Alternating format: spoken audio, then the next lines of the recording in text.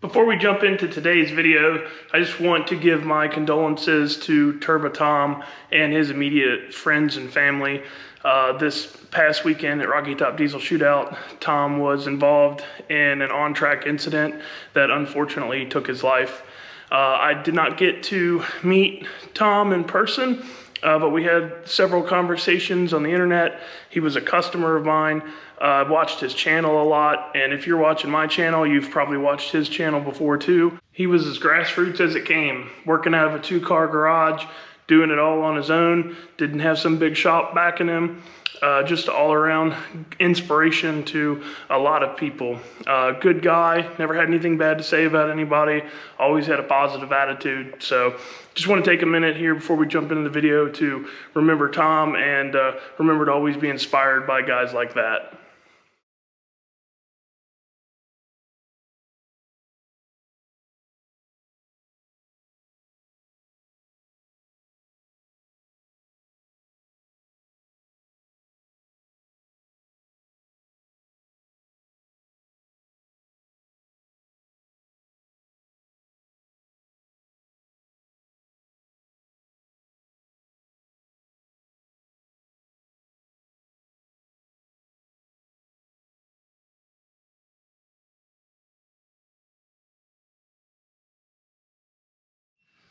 If anybody wants to buy me a set of Pro Jacks, my front 4-link center to center is 38 inches and the rear is 24 inches, and I need it for a 4,500 pound truck.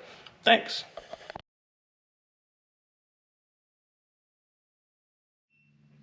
What's up, YouTube? So today I am gonna put in a little bit of work. Gonna get started pulling the transmission out of the race truck here. If you notice that air jack that I used in the time lapse there, dude, you guys got to get you one of those things. This thing's 150 bucks on Amazon. I'll look up the brand and I'll try to put a link in the bottom of the video here, but dude, it's super simple. It's just got a valve to bleed the air, and then it's just an air chuck fitting to your air compressor, and you just turn that valve on to open it up. And when you open up the air pressure to it, it raises that up. And dude, you can get your truck up in the air so fast, you'll never want to use a jack again. I use that thing for not only just jacking the truck up when I'm here, but I also put it under the rear crossmember bar when it's in the trailer to get the weight up off of the shocks so you don't wear the shocks out. If I'm just going to the local tracks to test, something that's like 30-45 minutes away, I won't use it. But if I'm gonna go an hour or more, I use that thing to get the weight up off of the shocks, and that way you don't wear your shocks out. When you have expensive shocks, when you're driving down the road and the shocks are going through the full range of motion, they're actually getting hot and you're wearing them out. Usually that's the quickest thing that wears out race shocks, is not actually using them at the track. It's transporting your vehicle to and from the track. So if you have the ability to use something like this, it works really good. They make some air bladders, but they're just for truck stuff. They don't expand enough. They only come up maybe 10 or 12 inches at the most, and the rear crossmember bar on most of these trucks is going to be 12 inches plus off the ground, just because of the height that the truck's set at. Being 4-wheel drive, there's no way to get them super low like that. So this thing works great for that, because as you've seen in the video, it'll go way up.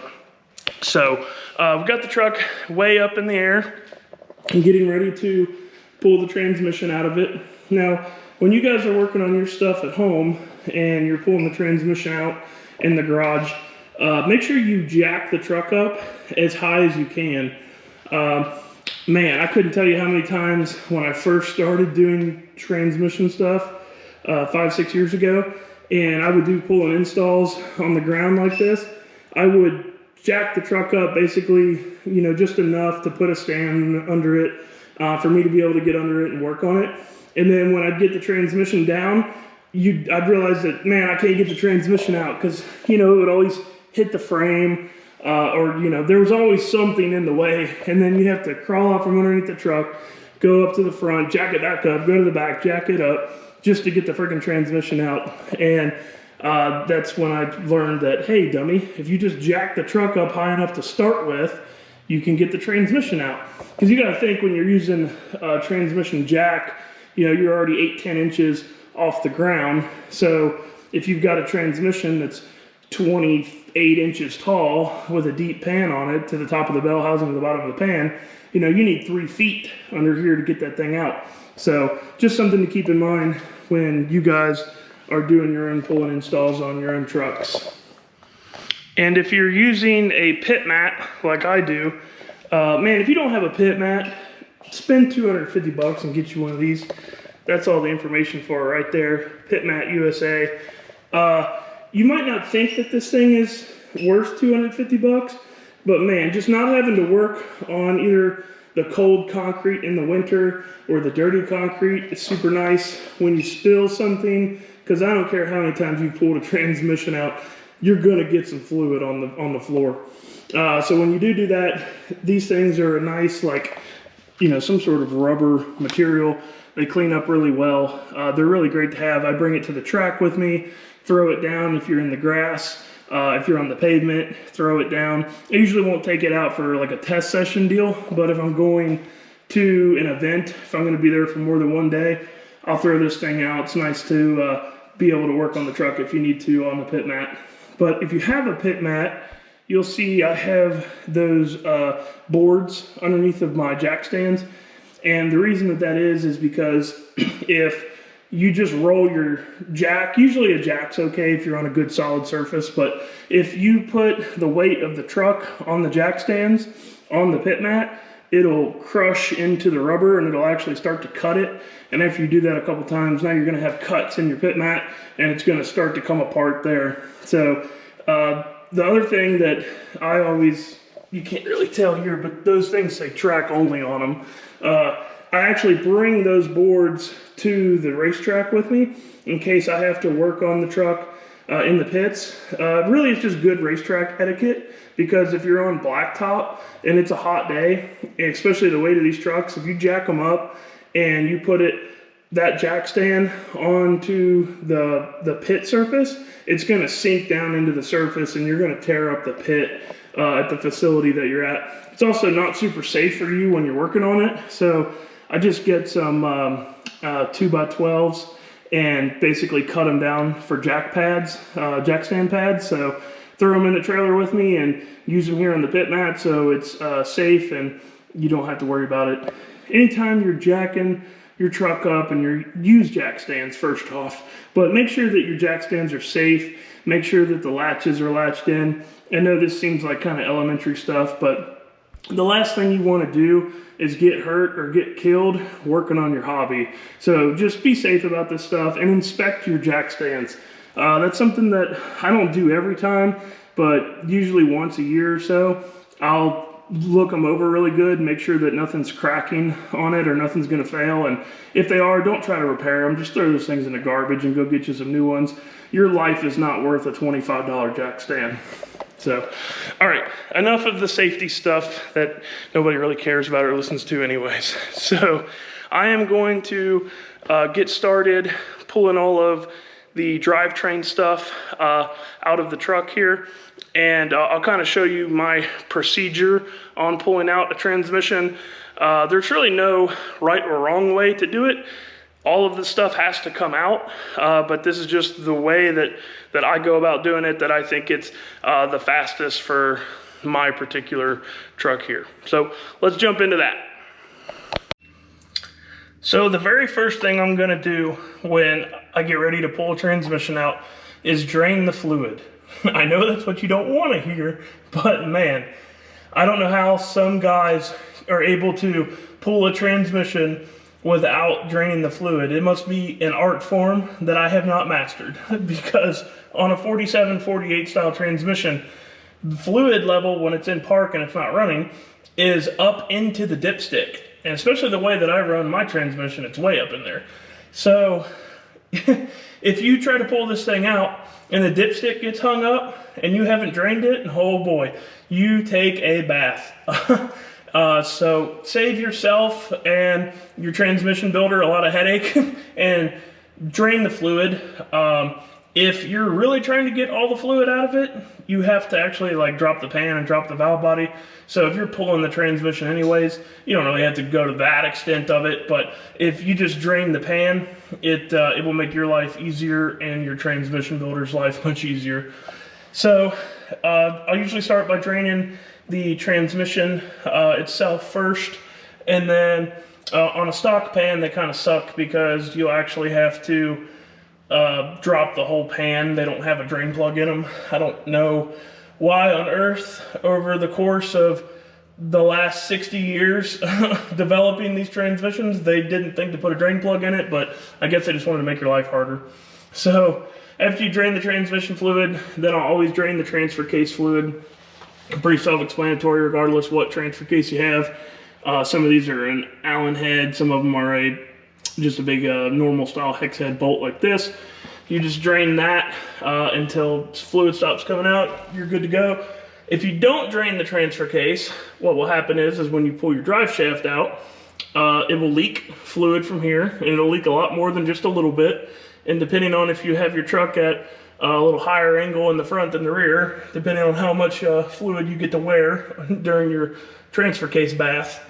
And then the other thing is once it's done leaking out of here, when you pull the transfer case off and you set it on the ground, it'll make a pond then too, because this transfer case has about 3 quarts of fluid in it. So you're always better off to start by draining your fluids. It'll save yourself a lot of hassle.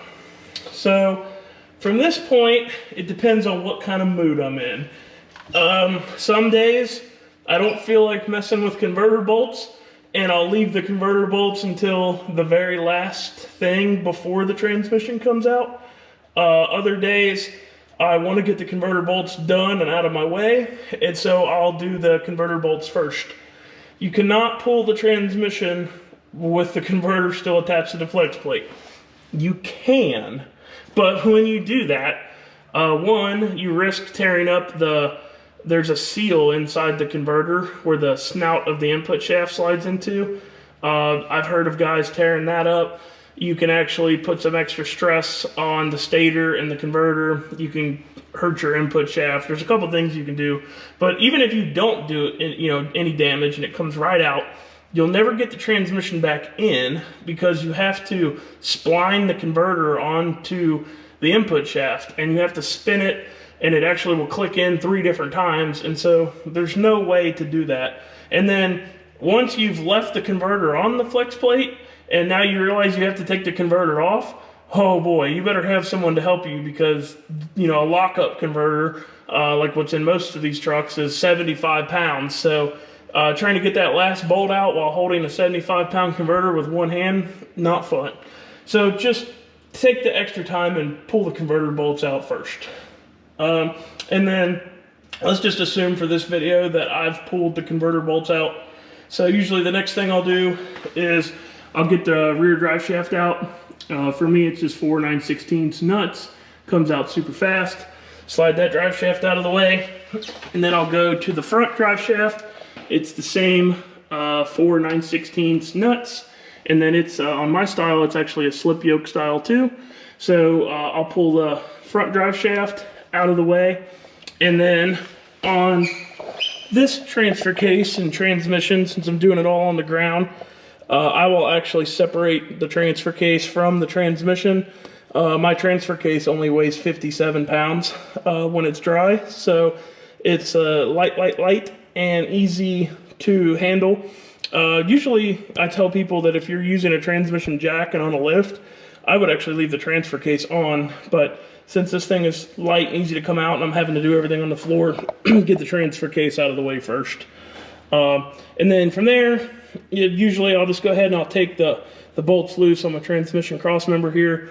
I'll go ahead and take the bolts out on each side of my transmission cross member.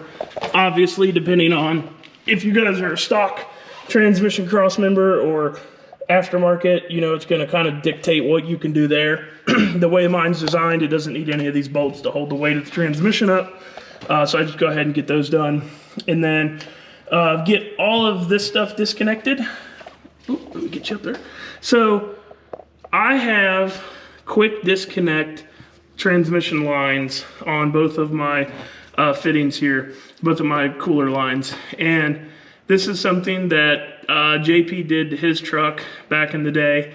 And dude, it is so awesome having these. You're able to pull this transmission out so much faster by just disconnecting these lines. And then they'll barely leak just a tiny little bit of fluid out of the line part of it itself. So just be ready for that. But they are a ball like seal valve design.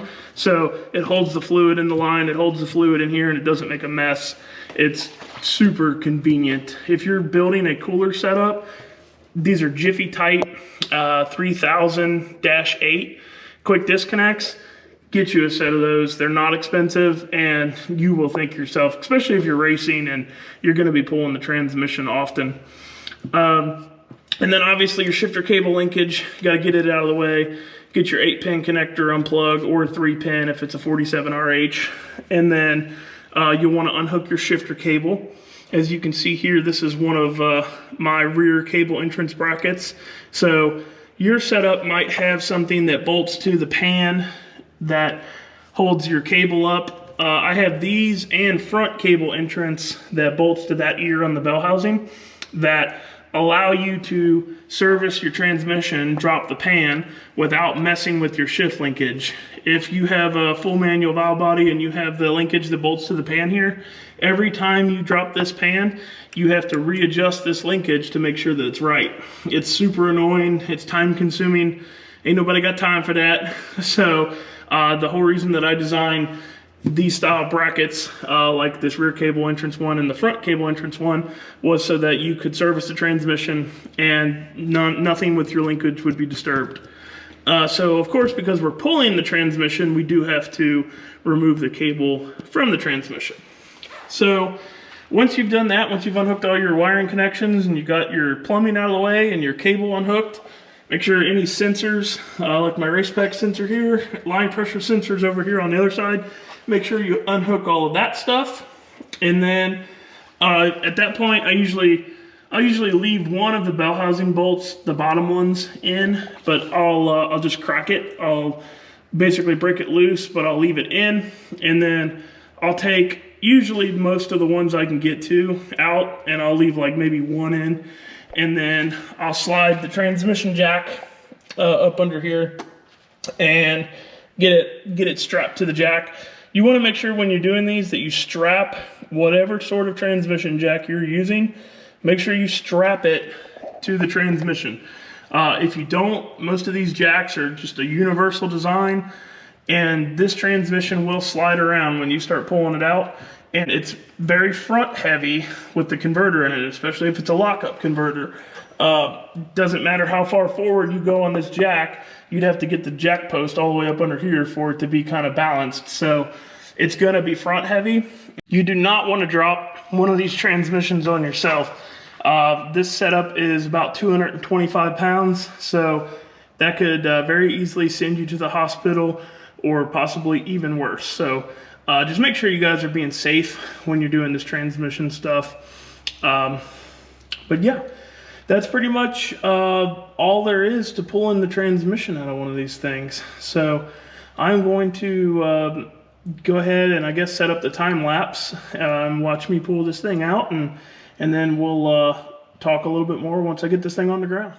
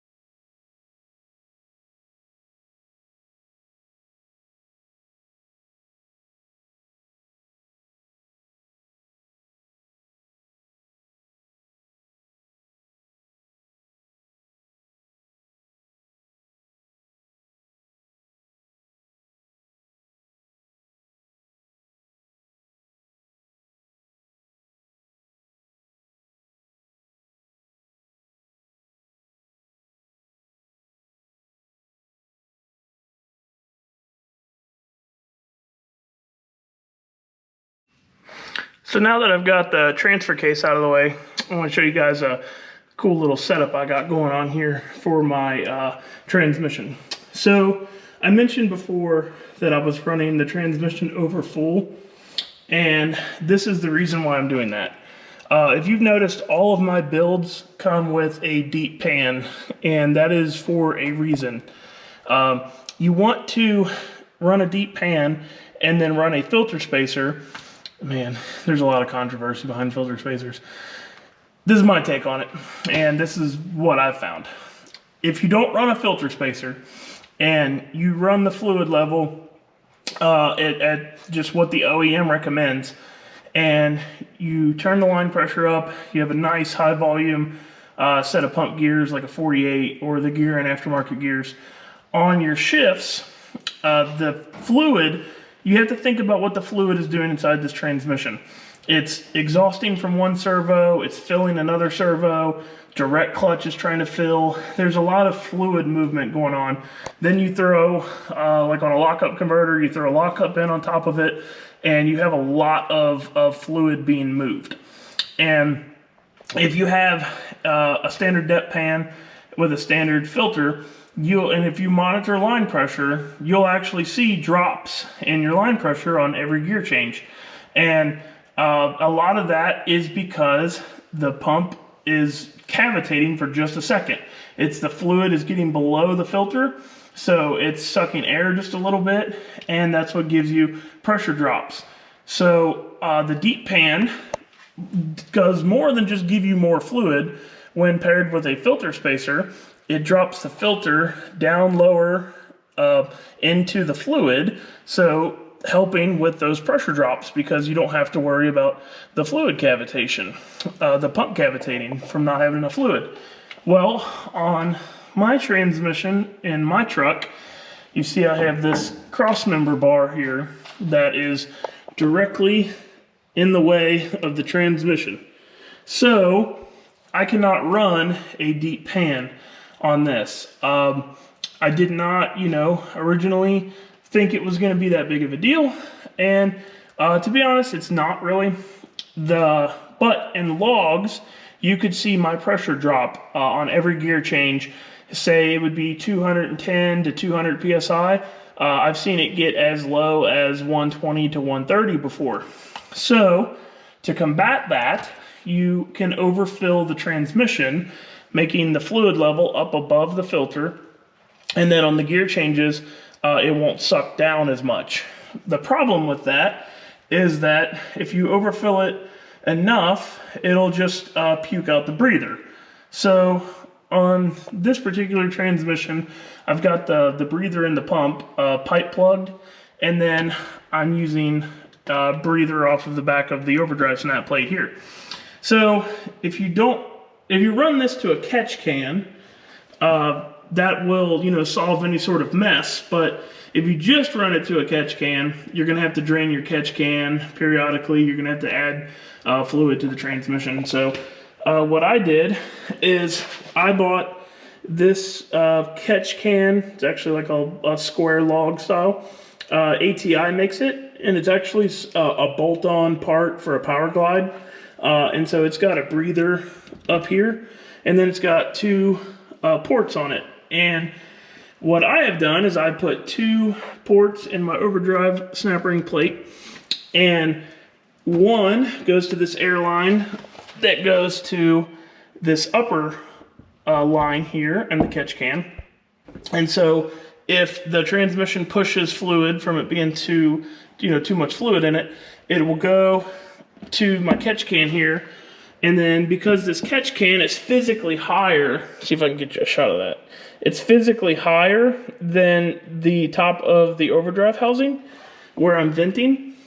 This return line at the bottom of the catch can actually returns the fluid back into the transmission. So what that allows me to do is run the transmission over full, and I never have to check on it because if it does push fluid into the catch can, it's just going to naturally drain right back into the transmission. So keeps my fluid level consistent, keeps those pressure drops. And as far as since I've done this, I haven't even gone like super crazy with the fluid level. I've only ran it 2 quarts over full so far, and pressure drops were, you know, before they were dropping up to 80 psi. Now they're only dropping 20 psi. So there's definitely some science and some logic to having a filter spacer.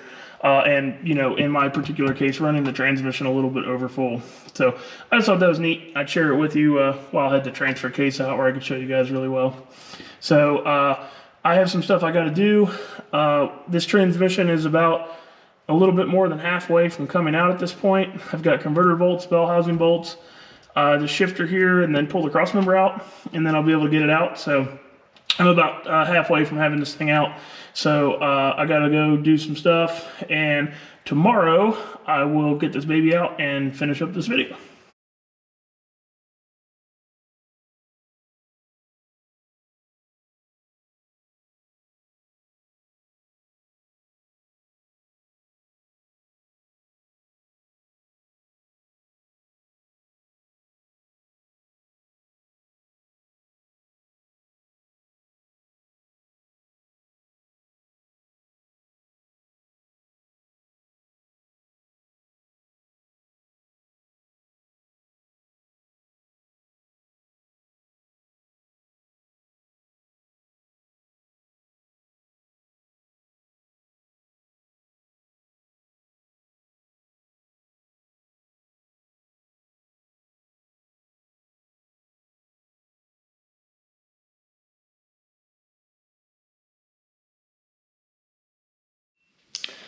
All right, so Mr. Non-Lock is out.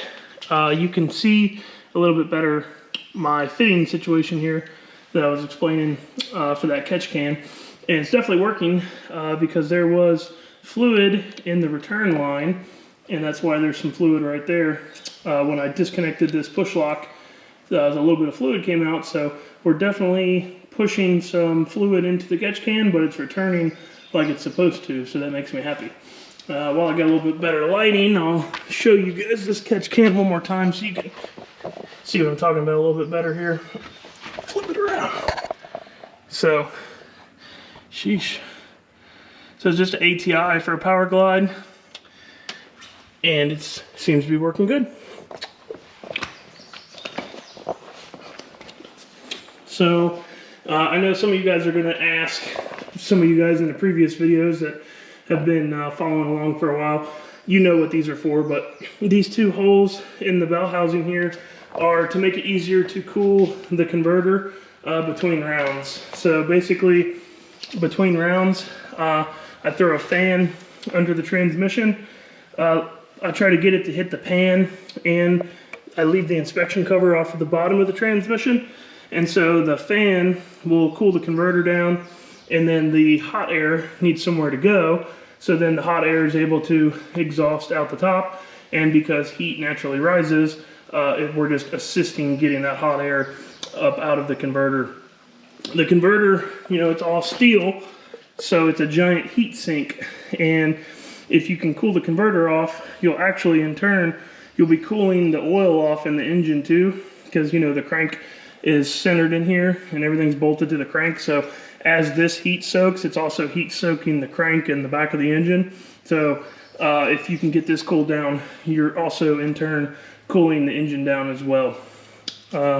This is just a 17150, nothing special converter. Like I said, this is the same one that we've been multiple 5.0 passes with on JP's truck. Honestly, could have went 4s with this converter, just never put a complete pass together with the right 60-foot. So this thing, it's definitely seen better days. So we're gonna get the converter out of here, and this is a 23 spline. So this is just like that last video that I did a couple months back. This is the exact same transmission as those, aside from the 210 139 gear set that's in it. So we're gonna get this converter out. We're actually going to go to Gearin next week, and I'm going to bring this back so they can see what's going on with it. Talked to James, and we decided on doing that 18SS. Sorry, I'm hot and sweaty. We decided on doing that 18SS converter instead of trying that specialty deal that we have, at least until we can get the truck 60 footing, we can get the truck making consistent passes. The 18SS is just a little bit tighter converter than this one. When you hear these numbers being thrown around on these gearing converters, so a 17150 is a 17 blade stator that has been machined down 150 thousandths, and that makes it approximately a 22 to 2400 stall, depending on your engine combination. There's so many factors that go into converter stall that nobody can say that, oh, this is a 2300 stall converter, because the way your engine makes torque, the turbo setup you have, your fueling setup, how well it's tuned, nitrous in the equation, every converter stalls a little bit differently. But for speaking in layman's terms, 22 to 2400 stall, the 18SS is an 18 blade stator, and it's basically it's a stock stator out of another application. And that converter will, say for like on the transmission dyno that Gearin has, it will achieve the same stall speed. So basically it won't allow the motor to increase anymore. It'll be the same stall speed as this, but it's a little bit more efficient down low. So it's a converter that I put in a lot of street trucks, with decent sized turbos, nothing crazy, because it still has really good street manners. And although we don't necessarily care about street manners on a race truck, we do care about efficiency. And we don't want something that's too loose down low, because then your 60 foot suffers, 330 suffers, and with it being a non-lockup, efficiency overall suffers. So we also don't want something too tight though, because too tight of a converter is also another struggle. It hits the tire really hard. You can't leave with as much power. That upsets other things with the chassis. And so you can definitely have too efficient of a converter down low in the 60 foot. So the 18SS is supposed to just be, in theory, just a tick tighter than the 17150 that was in it. So it should just be a little bit more efficient and help us with a little bit better fluid coupling. So it should be, hoping somewhere around 10% converter slip up top, and maybe just a little higher efficiency down low to, get the power to the ground. So basically I am on hold until I go to Gearin next week. They've got my new converter. They'll have it ready for me when I go up there.